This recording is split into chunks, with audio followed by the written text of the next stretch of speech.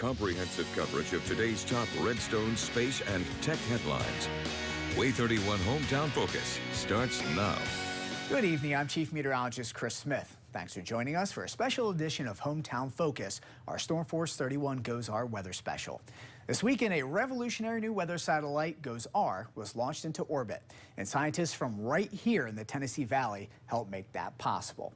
Tonight, our Storm Force 31 weather team, along with SpaceAlabama.com's Josh Barrett, will show you how this new technology will improve the way we bring you your weather forecast from the launch to your living room. Before we head over to the rest of the team, we should answer a few questions like, what is GOESR? What does it stand for? And why should you care that we are getting a new weather satellite? But first, we should cover what a satellite is in the first place. Well, a satellite is a man-made object placed in orbit around the Earth in order to collect information. Well, sounds easy enough. Now, what is GOESR? Well, the GOESR is the next generation of NOAA weather satellites that will greatly improve observation and detection for all types of weather. What does GOESR stand for? Well, it stands for Geostationary Operational Environmental Satellite R-Series. But being a geostationary weather satellite, it has to maintain a geostationary orbit, which means it has to be placed about 22,300 miles above the equator, and the satellite will rotate in the same direction as the Earth. Once GOESR reaches geostationary orbit, it will be known as GOES-16. The last GOES satellite, GOES-15, was launched in 2010, and it is still in commission. The very first GOES satellite, GOES-1, was launched in 1975 and was decommissioned in 1985. Now, why should you care that NOAA is putting another weather satellite in space? Well, when you forecast the weather, one of the most basic rules is the more observations you have, the better the forecast. Well, we do have surface observations and radar. Both help out forecasting in a big way, but weather satellites can tell us so many more things that are going on in the atmosphere. With the GOESR, the resolution will be crystal clear from what we can see even from space. The data will also be coming in almost real time. This means when we forecast for your hometown, we will be able to give you improved lead time for tornadoes, better detection of flood risks, and earlier warning of ground lightning strikes. These are just a few of the benefits of having the GOESR being launched into orbit. 3, 2, 1. And liftoff. On Saturday, the GOESR satellite left Earth on top of a Decatur-made rocket. SpaceAlabama.com's Josh Barrett joins us from Cape Canaveral to show us how Tennessee Valley technology played a big role in the launch. Chris, I'm here on the top of the vehicle assembly building at the Kennedy Space Center, and I had a spectacular view of the GOESR launch. It left Earth on top of an Atlas V rocket. You can probably just see those lights over there. That was the launch pad. And when it lit up, it looked like another sun was rising to the heavens, carrying the next generation weather satellite. It's taken so long, I guess. It was hard to see when it was real. And, well, now it's real. And anyone within miles of Cape Canaveral could see how real it was as the Atlas V rocket sent GOESR on its way to geostationary orbit. From that ultimate vantage point, it will vigilantly watch the Western Hemisphere for at least the next 3 decades. It's the ideal location for some of the instruments on GOESR, like the Huntsville-developed geostationary LightningMapper, but you'll hear more about that later. This has been the goal all along. When we first came up with the concept of making lightning observations from space, we wanted to go to geo because that allows us to stare continuously at the clouds. Weather researchers first relied on ground observations, but they quickly realized The best way to do ground observations of the Earth was from space. there's a few ways to do that. One is from low Earth orbit, where the International Space Station lives. That's about 250 miles up, a relatively short trip. But to stay that close to the Earth, you need to move at a blistering 17,500 miles per hour.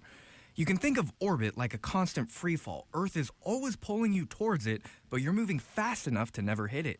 The closer you are, the faster you have to move. You can cover a lot of ground in low Earth orbit. It's good for some weather researchers, but the problem... On low Earth orbit, you only get snapshots. So NASA and NOAA created the GOES fleet that sits more than 22,000 miles above the equator. There they can move exactly as slowly as the Earth rotates. That means the satellites sit over fixed locations on Earth, allowing them to continuously watch nearly the entire Western Hemisphere. That's essentially all geostationary orbit is. It is pretty far away to get all the way to geostationary orbit. It takes a lot of energy to get there. Nearly all of that energy is provided by United Launch Alliance's Atlas V rocket, which rocket makers in Decatur have been working on for more than a year. The GOESR booster actually started machining in September of 2015, so a little more than a year ago.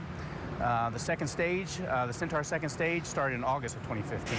ULA tailors their rockets for each mission, so for GOESR, they built the second most powerful Atlas V in their fleet. It's called the 541. It's going to take about 2.25 million pounds of thrust to get this rocket off the launch pad. All that liftoff thrust comes from the RD-180 engine burning refined kerosene and oxygen, plus 4 solid rocket boosters, or SRBs. That's where the 4 in 541 comes from. The 4 means we have 4 of the Aerojet Rocketdyne solid rocket boosters. And we need all that extra thrust to get us up, get us going fast, so we can get all the way out to that geosynchronous transfer orbit is where we're actually going to deliver the satellite. The 5 tells you about the payload fairings, the things that protect GOESR on the trip up. It's actually 5.4 meter composite fairing is the 5. Then the 1 tells you about the second stage. On Atlas V's, that's called a Centaur. And then the 1 basically means there's 1 Centaur engine on the second stage. That Centaur single engine took GOESR from 200 to 20,000 miles away. After the booster runs out of fuel, about 4.5 minutes in, it falls away, then Centaur takes over. We will basically have about 4 hours of second stage flight. Most of that is coasting without the engines burning. We'll have 3 different engine burns. That requires the difficult job of restarting the engine in the unforgiving environment of space. But both the Centaur and Atlas booster did their jobs flawlessly, putting GOESR into what's called a geosynchronous transfer orbit. Then Centaur releases GOESR to position itself in its final orbit. For SpaceAlabama.com, I'm Josh Barrett. In the future, the GOESR will be a game changer in forecasting each particular season. As we are currently in our secondary severe weather season, statistically, we should have seen at least 1 tornado between the months of October and November. But before we know it, we'll be dealing with snow and ice, and in the winter, this weather satellite will help monitor the winds in the atmosphere. Now, that will play a tremendous role and how warm or cold air will be pushed into the Tennessee Valley, and that will have a direct impact on what type of precipitation we could get. And we all know just how much we love it when we get wintry precipitation here in the Tennessee Valley. But as we go into the spring, the GOESR will be able to do severe storm analysis. Now, getting a multitude of real-time data in at once will help us dissect storms to see what is happening second by second. Now, we also know what summer can bring to the valley. This past summer, we've had a terrible drought. But in the future, we may be able to tell which areas underneath storms could have a bigger chance for flooding. Now, we'll take some time before we get this data back, but when we do, it will help the Storm Force 31 team keep your hometown safer. Coming up next, meet the man who founded the game-changing LightningMapper on the GOESR satellite.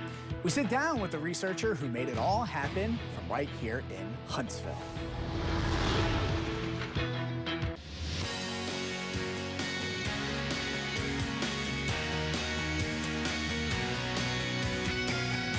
One of the most exciting tools that will be available to forecasters is the LightningMapper. That's going to allow us to detect lightning from space. Now get this, the weather instrument was created right here in the Rocket City. Meteorologist Liz Cosgrove joins us from UAH's campus where she caught up with the man who founded this research. Liz? Well, Chris, some people here at UAH call Dr. Hugh Christian the father of lightning research. In fact, Dr. Christian has been working on designing the optical detector for over 3 years.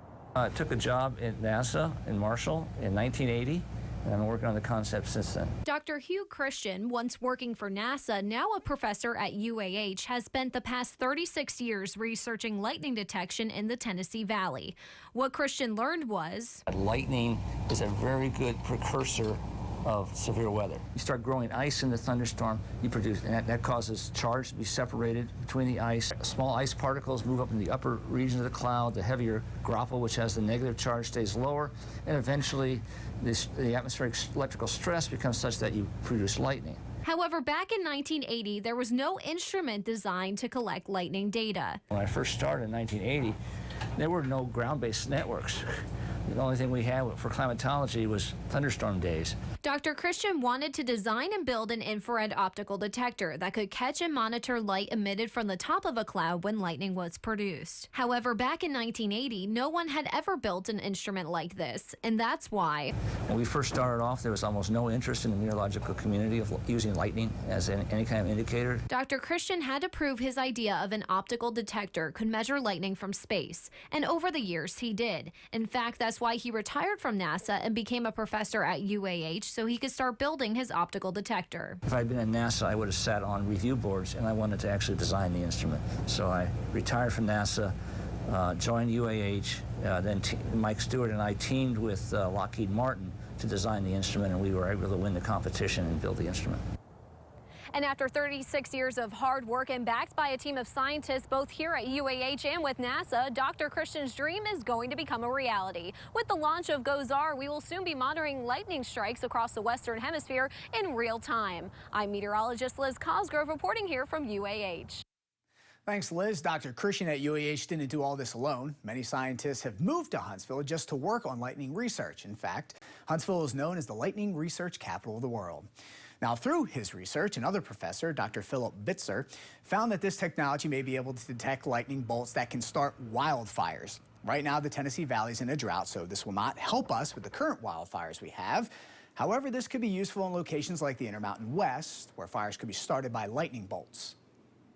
That there's this type of lightning that we can detect from space that produces this long light, this long optical emission that's responsible for wildfires. So one of the next things that we're going to start is this new application of lightning data and be able to, in close to real time, identify lightning that might be responsible for wildfires. Dr. Bitzer hopes to begin using this data to help with wildfires once the LightningMapper becomes operational early next year. Up next, how will the new and improved data from the GOESR satellite help keep you safe during severe weather? We sit down with the local National Weather Service after the break.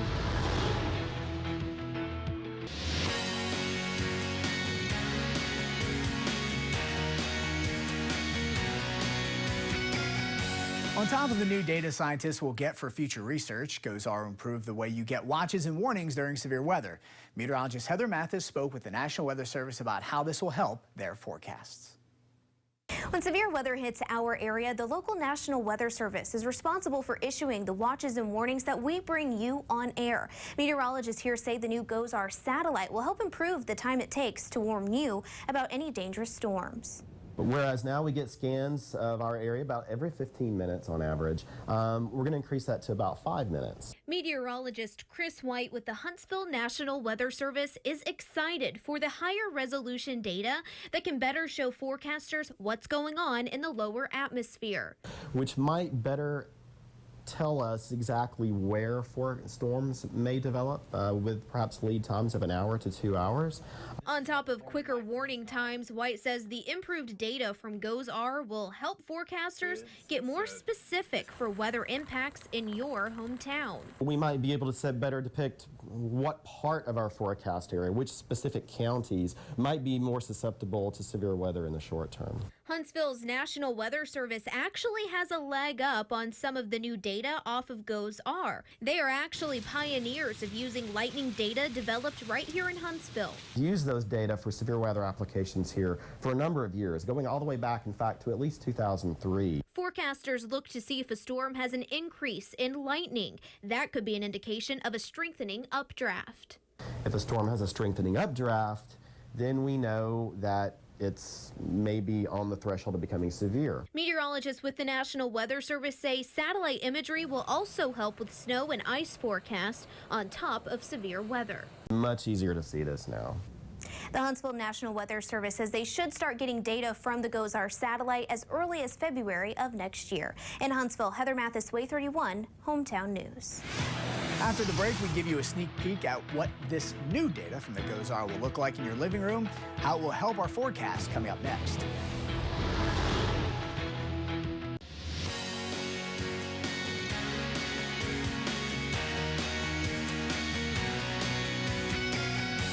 While the GOESR contributions to science and technology will be revolutionary, it will also change how you see our forecasts at home. Meteorologist Will Harkins sat down with Barron to discuss how they will incorporate the new data in graphics we will bring to your living room. The GOESR is a revolution for the science of meteorology, and broadcasters are at the forefront of bringing that science into your homes. One thing you can expect from the GOESR is the big changes you will see firsthand and some of the changes that will occur behind the scenes. From the time the GOESR takes the image to the time it's delivered to the television station, we're talking in the order of seconds. Satellite data is frequently used to identify certain larger scale features within our atmosphere that would be near impossible to identify and monitor without the use of satellites. One such feature are tropical storms and hurricanes. So we'll be getting information on hurricanes, in some cases every 30 seconds, to tell us what's going on with the storm structure. That will aid in the forecasting of tropical storms and hurricanes. Hundreds of miles away and over the oceans, GOESR will give us a better look at these storms as they develop, and that greater detail can also be used in smaller scale features like afternoon storms. Barron Tornado Index, the BTI, which you use on air, that'll help improve the accuracy of that product by combining the radar information with the model information with the GOESR information. The GLM alone can give us information that can lead to improved warning times. So we see an increase in activity of lightning activity just before tornado forms. So we'll be incorporating that into our severe weather algorithms. However, those are just the things we know GOESR will provide. It could lead to better forecasting models. It could lead to other data products that we haven't even realized yet. That is where more of the behind the scenes comes into play. So there's a lot that can be built off of this that the viewer may not see initially, but they will see potentially in more accurate forecasts. We've seen these unknown benefits appear with recent technology like the dual pole radars, which are now nationwide. It took a few years. I mean, there were several years in there of just getting the dual pole data that we knew that we wanted to be able to show. But then that led to different products that we discovered along the way. We're hoping for the same thing for GOESR as well. In Huntsville, Will Harkins, Way 31, Hometown News. Coming up after the break, I'll be joined by the entire Storm Force 31 weather team to tell you how you can help us observe weather just like the GOESR. We'll be right back.